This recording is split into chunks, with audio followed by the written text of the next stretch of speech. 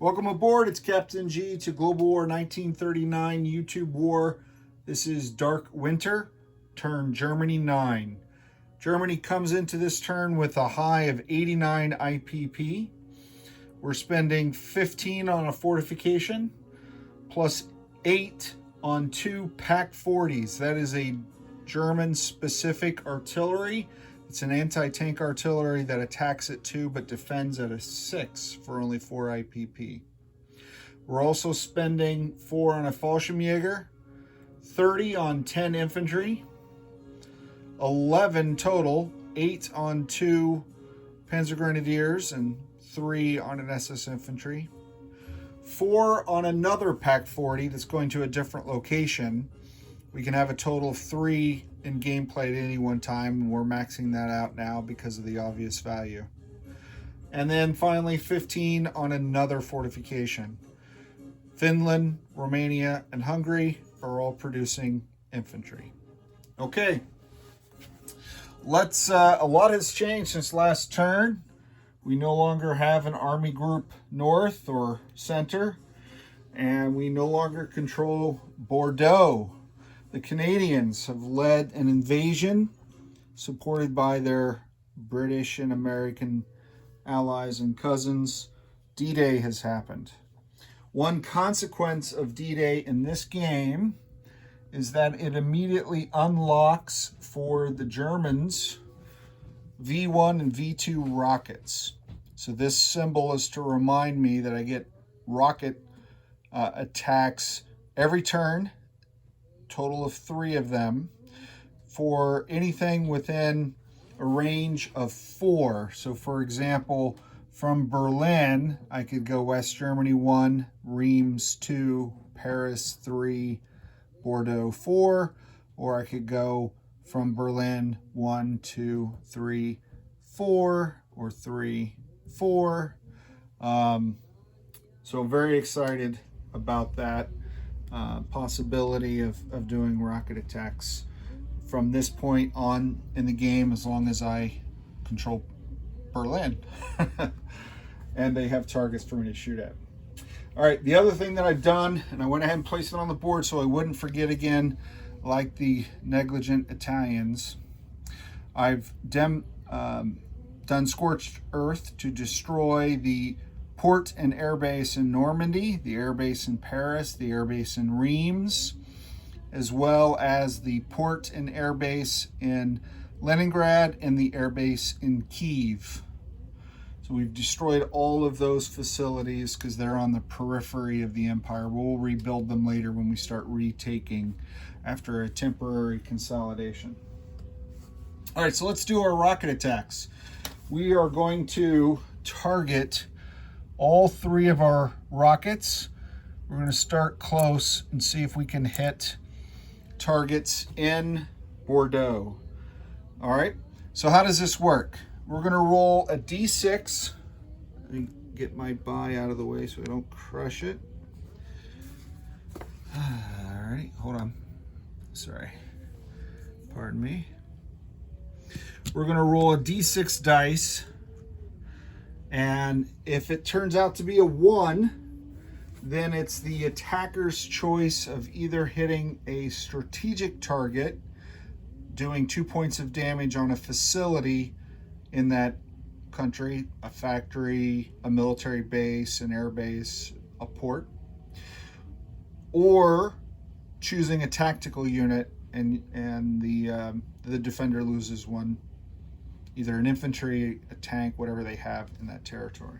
Okay, so that's what happens if it get a 1. If we roll a 2, instead of the Germans picking that target selection, tactical or strategic, the defender decides tactical or strategic.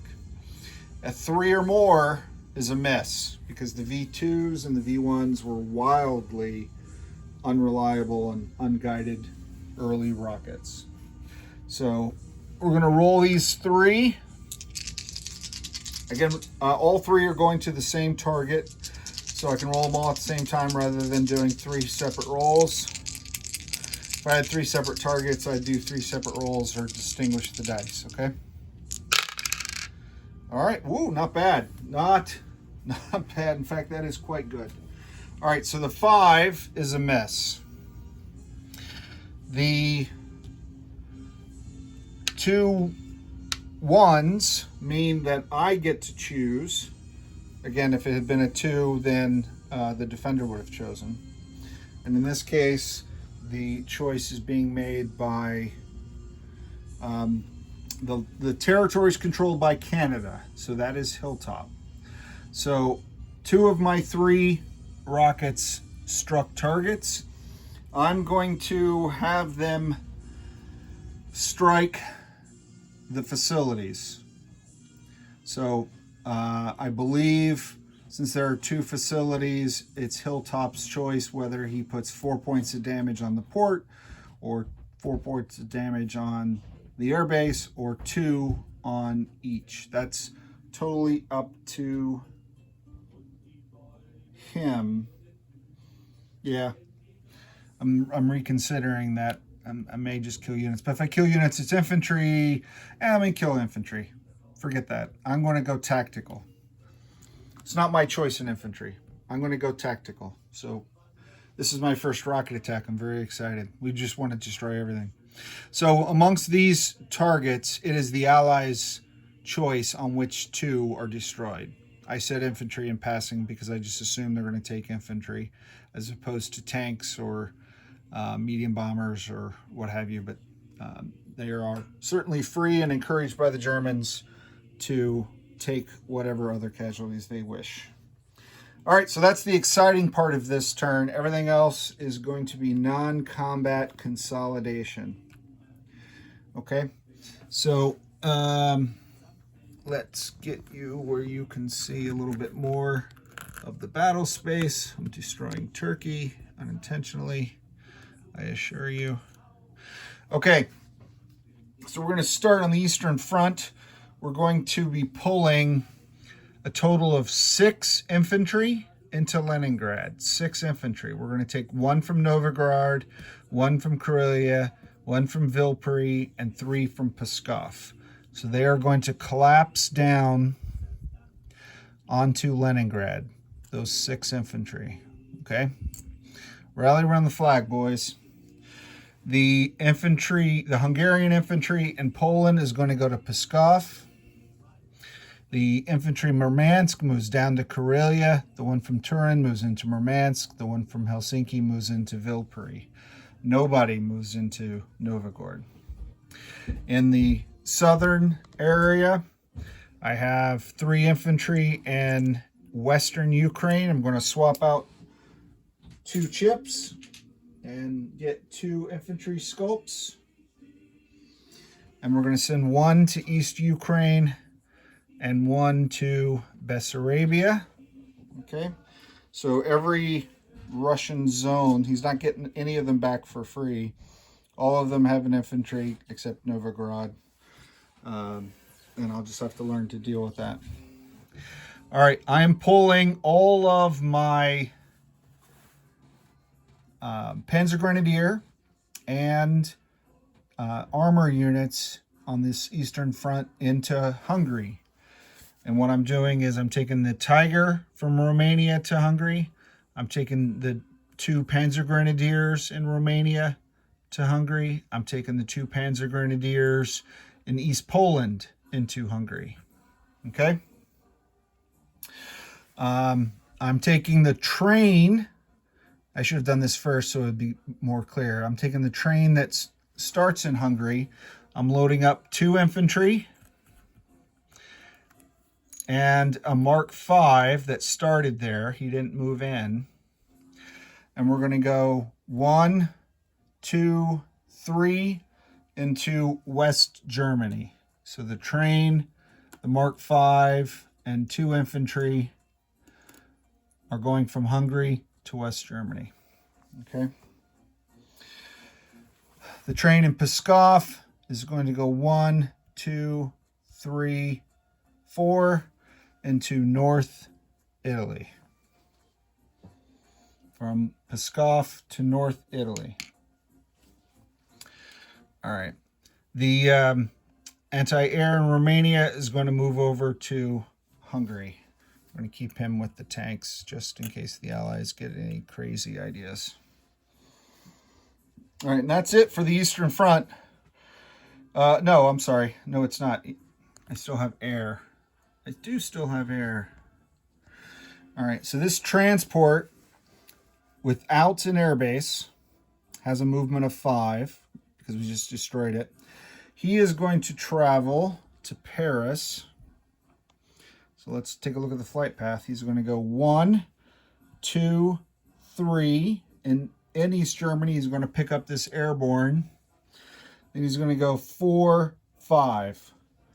Okay, so his path is C-Zone, West Germany, pick up the airborne, Reims, Paris. So he will deposit himself and an airborne, a Fallschirmjäger, into Paris. The medium and the heavy bombers, because they defend poorly, will fly to Berlin from Leningrad. Okay. Now that's it for the Eastern Front. So let's go down to... Is that it for the Eastern Front? I'm sorry. Yes, it is. Yeah, I'm not doing anything with that transport. Okay. On the Southern Front, from Anzio, this German infantry is moving down to Taranto. And from Rome, one German infantry is moving down to Anzio. The rest of the Germans in Rome, which is 3 regular infantry and 1 SS, are going to move from Rome to Turin. So 3 infantry will join the 2 that are already there, but one of those 2 is going to move into Marseille. Okay, so that will leave 4 regular German infantry in northern Italy up here in Turin with 1 SS. I've pulled everyone else, all German units, out of Rome. All right, and then I move 1 guy over so he can't just blitz through and take it for free. He at least has to stop and wipe blood off the bottom of his tank treads. All right, now the Western Front. I'm going to collapse Reims and Normandy, move those infantry into Paris. So Normandy infantry into Paris, Reims infantry into Paris. I'm going to move the Holland infantry into West Germany. Okay, I no longer get the bonus because he's broken that up on me, so I don't necessarily need to keep all the land units everywhere, if you will. In C-Zone 18, I stacked my subs up so they'd be easy to move on a chip. I'm showing I have 8 subs. With the port there, I can move 3, but I'm only going to move 2. I'm going to go to C-Zone 7 off the coast of Norway. C-Zone 7 off the coast of Norway. So from 18, 1, 2. Okay. And let me just check my notes. Eastern Front, Southern Front, Western Front, air transport, bombers. Did I move Stettin? No, I did not move Stettin. They're hidden by the aircraft. This Mark V and the 2 infantry in Stettin are going to move into West Germany as well. And again, I'll recap all these status of forces for my fellow players and anyone playing along at home with their map. And that's why we check notes. Oh, so I'm going to do an air swap as well. So the veteran fighter in Paris is going to fly to West Germany. And the regular fighter in West Germany is going to fly to Paris. I'm swapping those 2 out. And yeah, okay. I think that is all of my, I'm just looking over to make sure I didn't miss anything because it bothers me when I miss things.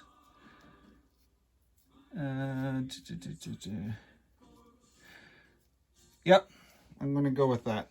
Okay, super awesome, fantastic. So we're going to place units. Let's start with our minor allies: Finland, an infantry in Helsinki, Hungary, an infantry in Hungary, and Romania, 2 infantry in Romania. And none of those guys that were built there last time moved.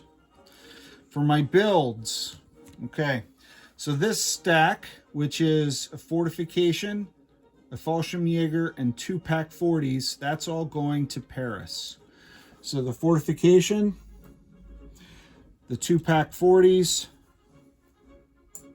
and my 3rd allowable Fallschirmjäger, all into Paris. The other Pak 40 is going to go into West Germany. Okay. Now, West Germany already has, for those who may have forgotten, they already have a fortification along the border here with Reims. So if they're attacked by land, they have a fortification. But if they're attacked by sea, hypothetically, they do not. And you can only have 1 fortification per territory. So I could either keep this protection or destroy it and pay 15 more for one of these all around, rather than directional fortifications. Right now, Germany's keeping the 1 fortification. So what are we doing with this one then? We're putting it in Leningrad, the other victory city that the Axis still has. The 2 Panzer Grenadier and the SS Infantry are all going into West Germany. The 2 Panzer Grenadier and the SS Infantry are going into West Germany. That leaves the 10 remaining infantry. I'm putting 1 each in the military bases. So Leningrad gets 1 and Turin gets 1. And for Leningrad, that's a chip. I'm also building 1 in West Germany. So I'll just put a chip there. I'll add more to it later. I'm doing 3 in Hungary and 3 in Romania. So that's 6. I'll take off 5 of the 1. I'll put on 2 greens. And I'll get sculpts on these guys later. And then the last one I have goes to Stettin. Stettin is the answer. Stettin? No, not Stettin. I was going to use him for, I can put him in West Germany and still provide that front. So I'm going to build a second one in West Germany. My apologies. Last minute changes. Okay, so let's get rid of these. And bring out our collect income. So our base now is down to 65.